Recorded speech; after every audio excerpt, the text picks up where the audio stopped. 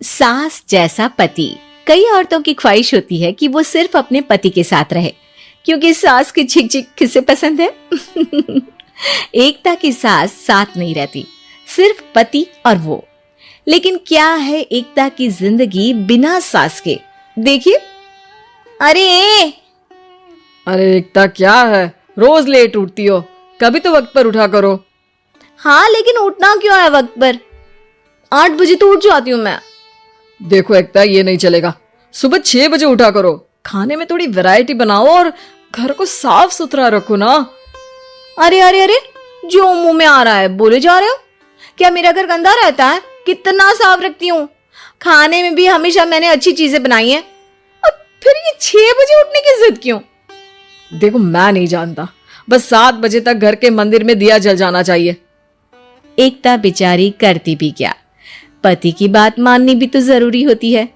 एक दिन एकता सुबह पूजा करके पति को प्रसाद देने कमरे में जाती है, तो पति अपनी माँ से फोन पर बात कर रहा है। हाँ माँ, मैंने तो साफ बोल दिया, सुबह 6 बजे उठना है, नहा कर ही किचन में जाना है और 7 बजे तक मंदिर में दिया जल जाना चाहिए। आ रही होगी चाय लेकर। चलिए मैं रखता हूँ माँ, बाय। बेचारी एकता ने पति का ये रूप तो सोचा ही नहीं था। वो पति से कहती है, सुनिए, अब सारा काम हो चुका है घर पर, क्या करूं?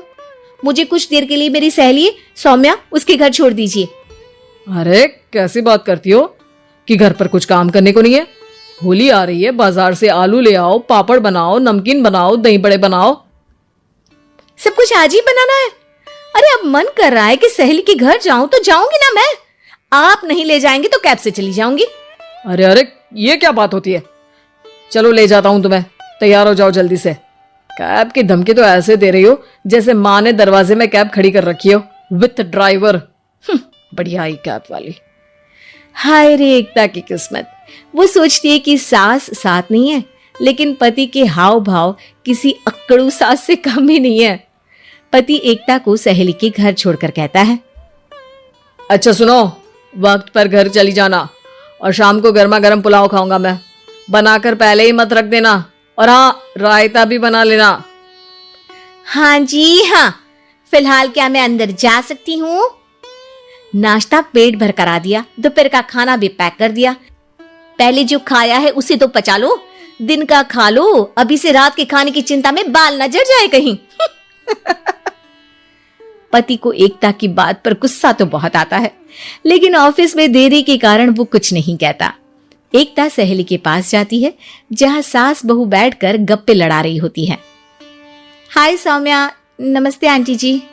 अरे वाह एकता बेटा, बड़े समय बाद देखी, कैसी हो? अच्छी हूँ आंटी जी। घर का सारा काम हो गया था, बोर हो रही थी, सोचा सौम्या से मिलती चलूं। हाँ हाँ बच्चों, तुम लोग बैठकर गप्पे लड़ाओ, मैं तुम लोगों के लिए नाश्ते पानी का इंतजाम करती हूँ।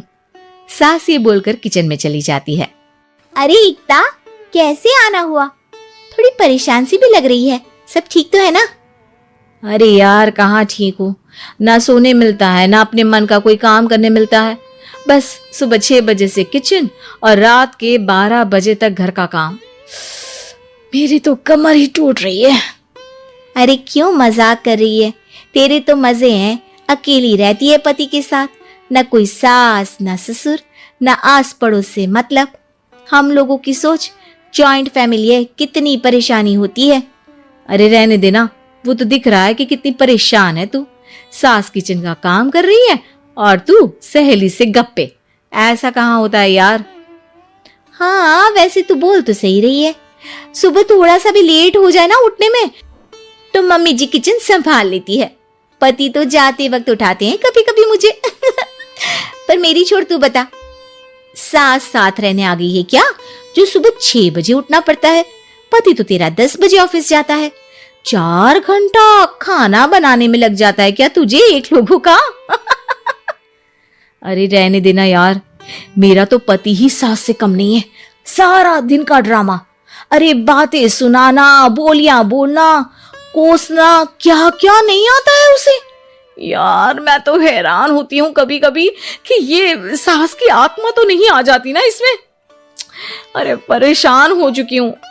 इतना ही नहीं, वो तो अपनी माँ से मेरी चुगली भी करता है। समझ गई। मतलब तेरे पति की गाड़ी चल यहाँ रही है, लेकिन रिमोट तेरी सास के पास ही है। अरे अब जो समझ, रिमोट है या कंट्रोल है, बस मेरा तो मुश्किल हो रहा है यहाँ रहना। सोच रही हूँ 2-4 महीने के लिए मायके चली जाऊं। क्या करेगी? 2-4-10 महीने बाद तो आना ही है ना यहाँ पर। तो क्या करूं, तलाक दे दूं क्या? अरे ये कोई सोल्यूशन नहीं है। तू अपने पति को सुधार भी तो सकती है। कैसे कैसे सुधारूं? सौम्या उसके कान में कुछ कहती है, जिसे सुन एकता खुश हो जाती है। अगले रोज, हाय रे, मेरी तो टांगे ही नहीं चल रही है। हाय हाय हाय, बहुत दर्द हो रहा है भगवान। अरे क्या हुआ एकता? रुको, मैं माँ से पूछता हूँ। लेकिन पति जैसे ही माँ से बात करके एकता के पास आता है। क्या नौटंकी है ये? क्यों रो रही हो?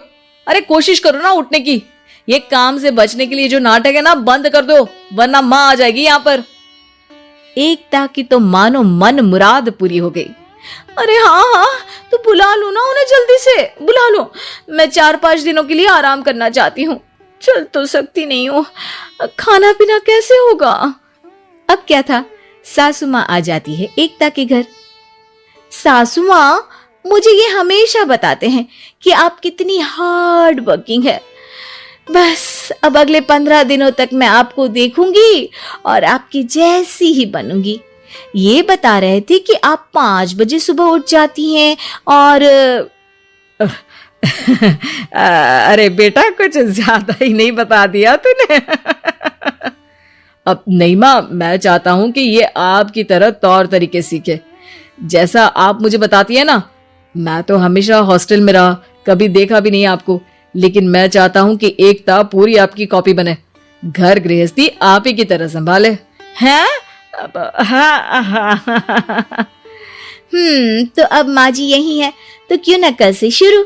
लेकिन अगले दिन सास 9 बजे सोकर उठती है। बेचारा बेटा बाहर से खाना मंगा कर खाता है। शाम को घर आता है तो सारा घर बिखरा रहता है। अरे माँ, ये घर इतना बिखरा क्यों है? अरे वो बेटा, आज वक्त ही नहीं मिला किचन से। सुबह का नाश्ता, दिन का खाना, अब रात को तो मेरा मन ही नहीं है कुछ बनाने का, तो बाहर से ही ले आ, या दिन का जो खाना बचा है ना वही खा लेना। ओ माँ, इससे अच्छा तो एकता कर रखती है। भले ही आराम आराम से काम करती है, लेकिन आज तक मुझे बासी खाना नहीं खिलाया।